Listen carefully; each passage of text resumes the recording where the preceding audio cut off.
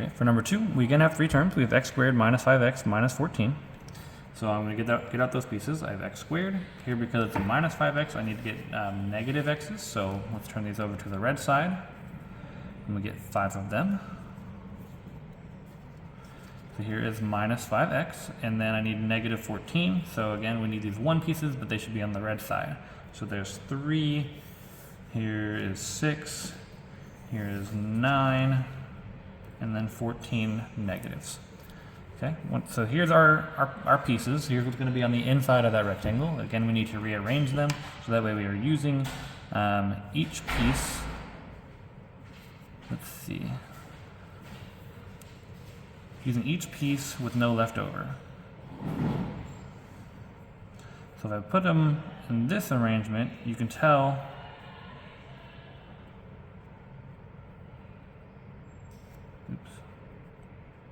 you can tell that this isn't going to work. Right, I still have some extra pieces left over. If I move this one down here, that still just isn't going to work. I still have pieces left over. If I move another one down here, it's still not going to work. I still have pieces left over. And the reason for that is because this last term is negative. If you have a negative for your last term, like we did earlier in the year with the x method, we put negative 14 on top, and then the middle number, negative 5 on the bottom. In order to multiply to a negative 14, in order to multiply to a negative number, we need to have 1 positive and 1 negative number.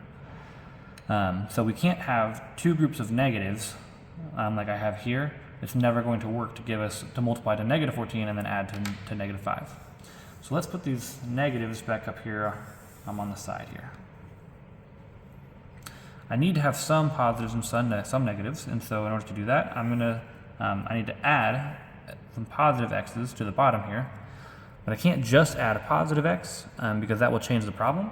If I add a positive x, then that would cancel out with one of these negative x's, and now I only have negative 4x, but I need to have negative 5x in this problem.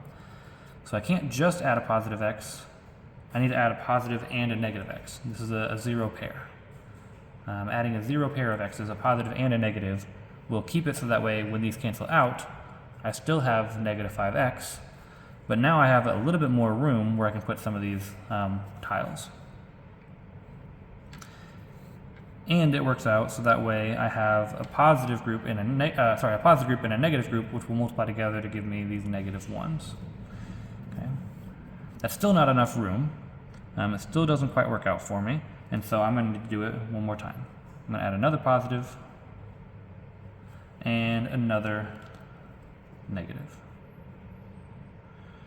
Okay, looks like I lost one of my pieces down here. So here's 1, and then now I've used all of these pieces.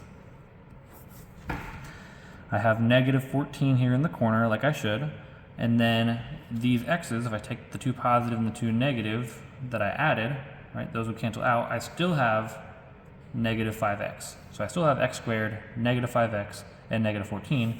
I've just added 2 0 pairs in order to fill out this rectangle, in order to make it so that way I can fit these negative 14.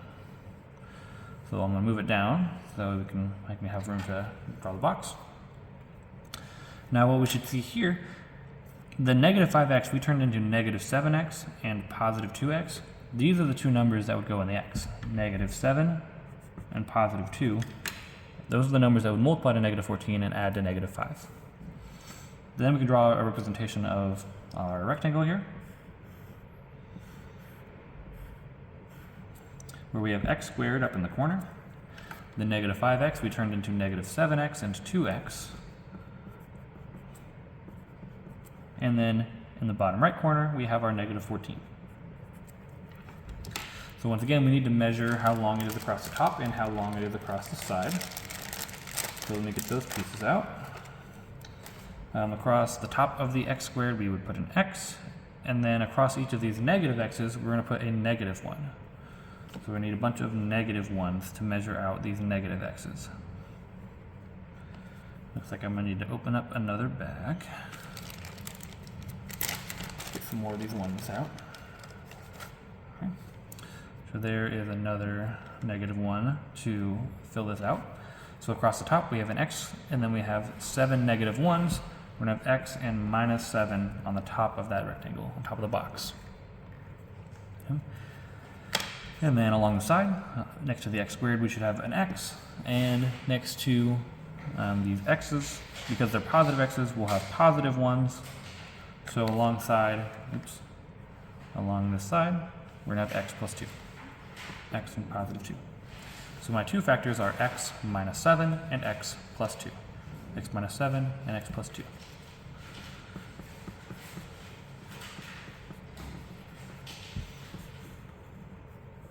And there's your answer for number 2.